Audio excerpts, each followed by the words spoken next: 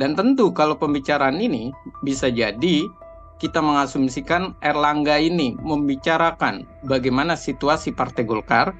Itu yang pertama, dibicarakan dengan Pak Presiden. Yang kedua, bisa jadi dibicarakan adalah melindungi dirinya yang sedang tersorot dari berbagai kasus. Ada asumsi menguat bahwa Pak Bahlil ini mencoba untuk menjadi ketua umum, tapi di sisi yang lain, dia mencoba menawarkan posisi yang terbaik bagi Pak Presiden Joko Widodo, yaitu sebagai Dewan Penasehat di Partai Golkar. Sedangkan di luar, Partai Golkar itu selalu berbicara dari Luhut sampai Dev Laksono maupun orang-orang di internal Partai Golkar bahwa Partai Golkar ini harus mandiri, Partai Golkar harus mengikuti ADART. Ada strategi politik yang dilakukan antara Bahlil maupun Pak Erlangga Hartarto, dan kemudian di sisi yang lain dengan penguasa politik kita, Pak Presiden Joko Widodo. Halo Tribuners, program Tribuners on Focus hari ini kembali membersamai Anda bersama dengan saya, Mila Irda. Tribuners, secara tiba-tiba Erlangga Hartarto mengundurkan diri dari posisinya sebagai Ketua Umum Partai Golkar. Erlangga ini menyatakan dirinya sudah hengkang dari posisi Ketua Umum Golkar per Sabtu 10 Agustus malam setelah menyampaikan pernyataan pada media. Erlangga sendiri beralasan bahwa pengunduran dirinya ini untuk memastikan bagaimana stabilitas yang terjadi jelang nantinya pergeseran masa jabatan di pemerintahan baru dari Presiden Joko Widodo menuju Prabowo Subianto. Namun banyak pihak yang kemudian mengatakan bahwa pengunduran diri ini buntut adanya tekanan atau kudeta di Partai Golkar sendiri. Lalu bagaimana kemudian pengamat membaca mundurnya Erlangga Hartarto ini, Tribuners, dalam diskusi Tribuners on Focus? Saya sudah tersambung bersama dengan pengamat politik dari Citra Institute, ada Bang Efriza. Bang Efriza, terima kasih banyak sudah bergabung. Kabar baik, Bang? Alhamdulillah kabarnya baik. Makasih Manila Irda, dan terima kasih untuk On Focus dan Tribun News. Ya, terima kasih kembali menyempatkan waktunya berbincang bersama dengan saya, Bang Efriza. Hari ini diskusi bagaimana kemudian secara mendadak ini Erlangga Hartarto menyatakan mundur dari Ketua Umum Golkar. Karena kan secara kepartaian yang kita tahu Golkar juga saat ini angkanya di kursi DPR juga cukup bagus begitu. Bang Efriza, saya ingin minta pengantar sebelum diskusi panjang kita. Silahkan, Bang. Ya, yang pertama yang harus kita lihat dari mundurnya Pak Erlangga ini memang secara bahasa dari elit-elit Golkar, yang pertama secara de facto tetap memimpin Golkar sampai terpilihnya PLT, yang saya dengar PLT sudah terpilih, yaitu Pak Agus Gumiwang. Dan yang kedua, ini juga terkait dengan ini adalah hak pribadi dari Pak Erlangga. Dan yang ketiga, Golkar itu solid dan tidak ada keretakan maupun isu-isu dari internal dan eksternal. Kalau kita membaca ketiga hal tersebut, apakah secara real hal tersebut memang terjadi secara pribadi? Kalau saya lihat, pribadi ini adalah memang keputusannya pribadi. Diambilnya secara pribadi atas dasar kesadaran sendiri, namun pribadi di sini tentu tidak bisa dilepaskan dari latar belakang secara tekanan internal dan eksternal. Sebelumnya jelas, tekanan internal sudah meminta munaslup. Erlangga pun sudah menyatakan untuk konsisten munas saja. Sementara tekanan eksternal kita lihat bahwa banyak yang tidak suka dengan kedekatan AH dengan Presiden Joko Widodo maupun bagaimana sentimen, dan ada beberapa pernyataan di publik yang diungkapkan jangan sampai direcoki dari Golkar, direcoki dari internal dan eksternal khususnya. Dan ini yang dikhawatirkan. Maka sebelum Erlangga mundur pun Pak Luhut sudah sempat berkata, apa salahnya Erlangga? Kenapa harus munaslup? Tidak menunggu munas. Dan begitu juga yang terjadi dalam perdebatan di publik bahwa mundurnya Erlangga ini dikaitkan dengan pertemuan dengan Pak Presiden Joko Widodo pada hari Jumatnya. Jadi ada sinyal bahwa Erlangga mundur ini atas dorongan eksternal dan internal, dan dia menyampaikan kepada Pak Presiden. Asumsi ini tidak bisa dilepaskan dan tidak bisa diabaikan, bahwa internal Partai Golkar bukan sekedar sebagai anggota kabinet, tapi juga menunjukkan respeknya Erlangga terhadap Pak Joko Widodo sebagai presiden, dan juga ada menunjukkan ada apa di balik pengunduran diri Erlangga Hartarto harus bertemu dulu dengan Pak Presiden Joko Widodo. Hmm. Oke, ini terkait bagaimana kemudian mundurnya Erlangga dilakukan setelah pertemuannya dengan Presiden Joko Widodo selama kurang lebih 2 jam, dan ini dilakukan empat mata begitu ya, Bang Efriza. Melihat situasi atau pertemuan terlebih dahulu antara Presiden Jokowi dan Erlangga ini, Bang Efriza membacanya seperti apa? Apakah lebih ke arah Erlangga ini meminta pertimbangan pada Presiden Jokowi, atau mundurnya Erlangga Hartarto ini juga ada campur tangan dan permintaan juga dari Presiden Joko Widodo, atau justru seperti apa Bang analisanya? Ya, kalau analisa yang pertama bisa jadi mundurnya Erlangga Hartarto ini adalah dibicarakan kepada Pak Presiden. Hmm. Ia menyampaikan alasannya. Yang kedua, alasan secara pribadi ini bisa jadi memang ini tersorot dengan kinerjanya, berbagai kasus yang membelitnya secara pribadi sebagai anggota kabinet maupun di luar kabinet. Dan tentu kalau pembicaraan ini bisa jadi kita mengasumsikan Erlangga ini membicarakan bagaimana situasi Partai Golkar. Itu yang pertama, dibicarakan dengan Pak Presiden. Yang kedua, bisa jadi dibicarakan adalah melindungi dirinya yang sedang tersorot dari berbagai kasus, termasuk kasus minyak goreng yang sudah pada naik statusnya menjadi tersangka dari 3 perusahaan yang berproses di Kejagung, dan kemudian diminta dorongan untuk MA, dan yang terbaru adalah soal kontainer yang membelit lagi persoalan Erlangga. Di sisi yang lain, Erlangga juga pasti akan membicarakan bagaimana situasi perpolitikan kalau dia memilih mundur. Misalnya, ia sudah menggalang dukungan DPD dan Ormas. Dan tentu saja, ia juga membicarakan kira-kira siapa yang relevan untuk terjadinya transisi pemerintahan nanti dari Presiden Joko Widodo kepada Pak Presiden Prabowo, yang berhubungan dengan sikap dari Partai Golkar dan siapa orang yang kira-kira direkomendasikan atau punya peluang berhubungan baik bersama dengan pemerintahan ke depan, karena Partai Golkar bagaimanapun tidak bisa dilepaskan dari adanya faksi. Jadi kalau saya melihat bisa jadi pembicaraannya, yang pertama adalah menceritakan mundurnya dengan alasan-alasannya. Yang kedua tentang perlindungan dirinya, yang bisa saja memang membutuhkan peran pemerintah. Dan yang ketiga adalah soal transisi pemerintahan. Maka wajar keluar statement 3 hal tersebut yang memuka di balik persoalan dari Erlangga Hartarto.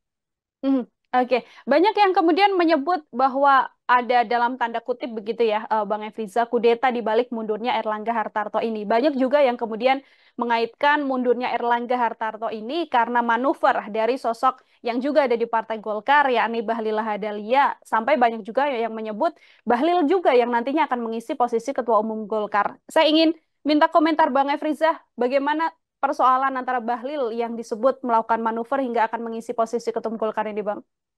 Iya, Erlangga Hartarto ini memang didorong, dan ada 3 kandidat kuat yang menginginkan posisinya, menggeser posisi Erlangga. Itu Pak Bambang Susatyo, Ya. yang kedua adalah Pak Agus, yang ketiga adalah Pak Bahlil.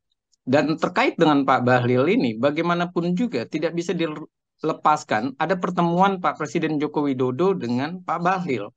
Hal inilah yang dikaitkan. Di sisi yang lain, ada asumsi menguat bahwa Pak Bahlil ini mencoba untuk menjadi ketua umum, tapi di sisi yang lain, dia mencoba menawarkan posisi yang terbaik bagi Pak Presiden Joko Widodo, yaitu sebagai Dewan Penasehat di Partai Golkar. Sedangkan di luar Partai Golkar itu selalu berbicara dari Luhut sampai Dev Laksono maupun orang-orang di internal Partai Golkar bahwa Partai Golkar ini harus mandiri, Partai Golkar harus mengikuti ADART. Tidak bisa seseorang main masuk saja lalu menjadi ketua umum atau bergabung mendapatkan posisi mutlak seperti Dewan Penasehat Golkar. Dan ini tentunya bisa jadi kita membaca satu sisi memang Bahlil ada bermain di sana, sisi yang lain bisa jadi ada strategi politik yang dilakukan antara Bahlil maupun Pak Erlangga Hartarto, dan kemudian di sisi yang lain dengan penguasa politik kita, Pak Presiden Joko Widodo, apa yang dikhawatirkan adalah mundurnya Pak Erlangga ini memberikan kesempatan bagaimana PLT mendesain ataupun orang-orang yang di dalam pemerintahan itu mendesain sebuah aturan munaslup selain dipercepat adalah memasukkan perubahan-perubahan di ADART. Dan sisi yang lain, akhirnya ada upaya untuk memberikan posisi penting bagi penguasa politik saat ini, yaitu baik Pak Jokowi maupun terhadap Pak Gibrannya sendiri sebagai Wapres. Dan hal ini tentu desain-desain ini bisa jadi memang masuk dan membutuhkan Erlangga ini ditarik, dan tentu kalau Erlangga ditarik dan strategi politik itu dimainkan, ada posisi bargain, ada posisi tawar-menawar. Apa yang ditawar? Menyelamatkan pribadi dari Erlangga Hartarto dan keluarganya. Maka asumsinya ada yang diucapkan bahwa mundurnya Erlangga ini dibicarakan secara keluarga, diambil keputusan keluarga. Dan ini adalah hak pribadi. Kalau kita membaca kalimat itu, kita bisa mengasumsikan ada pribadi dari Erlangga yang berbahaya kalau dia tetap menjabat sebagai ketua umum. Dan rongrongan itu sudah lama terjadi, dari mulai isu perselingkuhan, kemudian kasus korupsinya, maupun pribadi dirinya yang selalu diserang dan selalu menjadi konsumsi publik. Dan inilah yang menyebabkan Pak Erlangga tidak berani maju, tidak berani dan pede untuk mengajukan dirinya sebagai calon presiden. Padahal sudah didorong oleh Golkar. Dan asumsi ini bisa saja menguat ketika proses ini terjadi dinamika di dalam, dan tentunya yang di luar Partai Golkar atau di Partai Golkar sendiri, asumsi saya nanti bisa jadi memang akan terbelah antara Golkar perubahan dan Golkar pro pemerintah. Dan ini bisa berkembang ketika orang mulai menyoroti ada apa dengan kemunduran Pak Erlangga Hartarto. Oke, artinya di satu sisi Bang Efriza, mundurnya Erlangga Hartarto ini secara personal, urusan pribadinya seorang AH ini menguntungkan, tapi secara politis kan memang ini merugikan karena posisi Golkar sendiri kan di DPR kursinya juga lumayan banyak, dekat juga dengan pemerintahan eh, Joko Widodo, termasuk juga nanti di pemerintahan ke depan untuk Prabowo Subianto sendiri. Iya, memang benar. Kalau berbicara secara pribadi, inilah yang dikhawatirkan oleh Erlangga.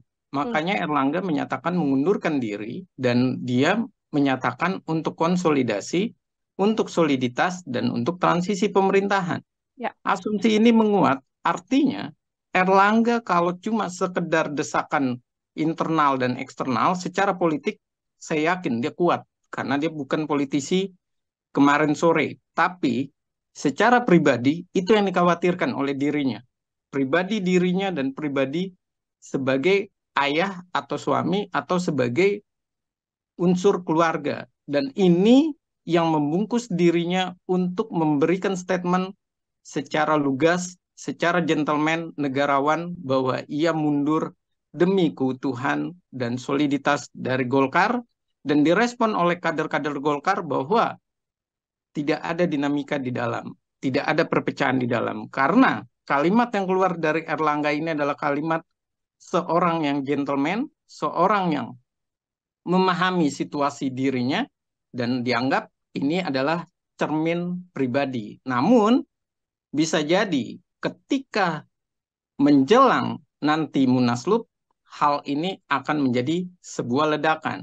dengan asumsi bahwa Partai Golkar mengapa bisa dilemahkan oleh penguasa misalnya, atau mengapa Partai Golkar di eranya Erlangga Hartarto kok bisa terjadi presiden mundurnya seorang ketua umum yang tidak biasa dilakukan di Partai Golkar. Mhm. Oke, baik. Ini secara politis atau secara posisi dari Erlangga Hartarto yang memutuskan mundur Bang Efriza dari Ketua Umum Golkar sendiri, akankah kemudian bisa mempengaruhi arah Golkar dalam pilkada yang akan dilaksanakan akhir tahun mendatang, Bang? Ya, tentu bisa berpengaruh Hmm. jika PLT yang dipilih ini berusaha mengakomodir suara-suara di luar. Karena suara-suara di luar ini kan terpecah, Mbak. Kita memahami terpecahnya ini, mereka takut dan mereka khawatir. Bukan sekedar Ridwan Kamil lawan kota kosong yang mereka khawatirkan.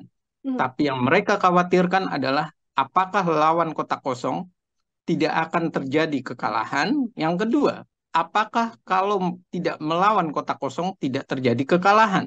Dan yang ketiga adalah manakah yang lebih baik 5 atau 8 jutaan dari masyarakat di DKI Jakarta dipilih memajukan Ridwan Kamil atau 35 juta jiwa sebagai pemilih yang harusnya Partai Golkar semakin membesar, mencengkram, dan bahkan Partai Golkar mendapatkan di kabupaten dan kota efek ekor jasnya, tapi lebih memilih mendorong Ridwan Kamil untuk berada di DKI Jakarta. Sedangkan sisi yang lain berada di Jawa Barat itu gengsinya tidak lebih tinggi, tidak juga lebih kecil, tapi tentu efeknya Golkar bisa lebih kuat dibandingkan Gerindra. Dan ini hal yang sangat menarik, apalagi mundurnya Erlangga Hartarto ditambahi dengan bumbu Yusuf Hamka mengundurkan diri sebagai kandidat Hmm. Cawagup di DKI Jakarta dan di Jawa Barat. Artinya benar-benar bahwa Golkar ini beriak dalam pesta demokrasi menyikapi Pilkada DKI Jakarta dan Pilkada Jawa Barat. Bisa terjadi memang mundurnya Erlangga karena Erlangga juga tidak nyaman ketika ia harus memilih Ridwan Kamil berada di DKI Jakarta kalau kalah posisi dirinya yang jadi taruhannya. Mhm. Oke, terakhir Bang Efriza, bagaimana persoalan yang terjadi di Golkar sendiri? Apabila nanti bukan Erlangga Hartarto yang memimpin Golkar, begitu ya, sudah ada ketua umum baru yang diputuskan dari hasil Munas nantinya. Apakah kemudian arah politik dari Golkar ini ada kemungkinan juga untuk bisa berubah atau secara positioning Golkar masih tetap sama, akan berada di lingkup pemerintahan? Ya, kalau berada di lingkup pemerintahan tentu posisi Hmm. Golkar akan berada di lingkup pemerintahan. Namun, kekuatan Partai Golkar ini akan menjadi hal menarik. Apakah mereka akan berada di bawahnya Gerindra atau mereka sejajar dengan Gerindra? Ya. Karena bagaimanapun, walaupun Gerindra yang terpilih calon presidennya, tapi kita tidak bisa melupakan bahwa Golkar ini ingin menunjukkan bahwa posisi dia sejajar, walaupun dia tidak berada di posisi wapres maupun capres. Hmm. Bahkan Golkar juga ingin menunjukkan ia dapat dan semestinya ia yang memegang posisi di DPR RI karena untuk mengawal. Dan ini artinya Golkar ini dalam posisi yang sebenarnya ingin menunjukkan dia bukan kaleng-kaleng dan dia bukan partai yang bisa cuman ditaruh sebagai penggembiranya untuk Prabowo atau Gerindra, tapi dia adalah kekuatan pendukung mutlak bagi Gerindra karena posisinya Gerindra nomor 3 dan Golkar yang nomor 2 di pemerintahan dari hasil pileg di Hmm. 2004 kemarin. Dan ini menunjukkan bahwa Golkar ini kalau PLT-nya nanti dan terselenggaranya Munaslup itu tidak bisa dipegang oleh Prabowo dan Gerindra maupun Pak Jokowi di balik layar, tentu akan menjadi pertanyaan kira-kira diganggu atau tidak Gerindra Prabowo di dalam pemerintahan atau didukung total oleh Golkar. Karena jangan lupakan bahwa Golkar ini adalah selalu punya kekuatan, selalu punya daya magnet yang tinggi, bahkan bisa jadi Golkar ini malah mengharapkan Gerindra tidak serius, tidak memenuhi seluruh kursi untuk masuk di kabinet, baik PKS maupun PDI Perjuangan, tapi Gerindra loyal kepada Golkar. Dan ini bisa terjadi, karena politik Golkar adalah politik yang selalu mendukung pemerintahan dan berada di pemerintahan. Dan politik Golkar itu yang bisa membuat gonjang-ganjing situasi politik nasional. Kita bisa lihat dari kasus Senturi. Tanpa Golkar, Senturi tidak akan menjadi batu gangguan atau sandungan bagi Presiden SBY tempo lalu. Dan ini bisa terjadi kalau Golkar sedikit bermain politik supaya menguatkan posisi kakinya di pemerintahan. Dan inilah yang saya lihat dinamika politiknya itu nanti ditentukan siapa yang memimpin Golkar ke depannya. Oke, kita akan melihat artinya Bang Efriza siapa nantinya yang akan menggantikan sosok Erlangga Hartarto untuk mengisi kursi Ketua Umum Partai Golkar di tengah situasi pilkada yang saat ini sudah semakin dekat dengan pendaftaran pula. Bang Efriza, terima kasih banyak untuk diskusinya hari ini. Semoga di lain kesempatan ada waktu kembali untuk berbincang bersama dengan saya. Selamat beraktivitas kembali, Bang Efriza. Selamat beraktivitas. Makasih, Manila. Ya, Tribuners, demikian obrolan saya bersama dengan pengamat politik dari Citra Institute, Bang Efriza, terkait bagaimana mundurnya Erlangga Hartarto dari Ketua Umum Partai Golkar. Nantikan obrolan saya dengan sejumlah narasumber lain dan tema-tema lainnya hanya dalam Tribun Fokus. Sanila Irda pamit undur diri. Terima kasih dan sampai jumpa. Download Tribun X sekarang. Menghadirkan lokal menjadi Indonesia.